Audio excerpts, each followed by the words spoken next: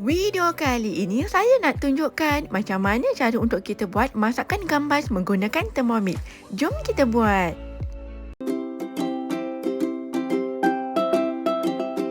Mula-mula search di Cookido, gambas. Gambas bermaksud udang dalam bahasa Sepanyol.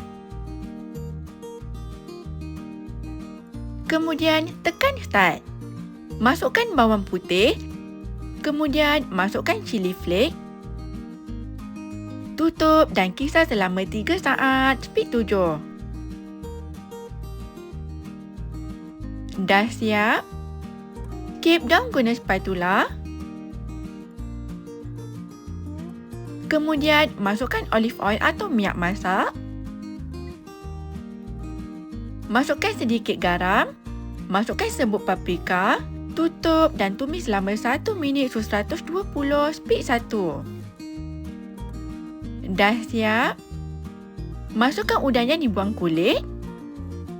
Tutup dan masak menggunakan high temperature mode atau brownie mode selama 4 minit suhu 160 intense.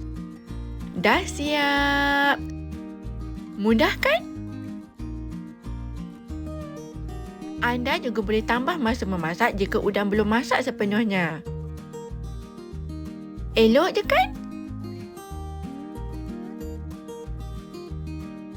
Sedia untuk dihidangkan. Selamat mencuba. Bye.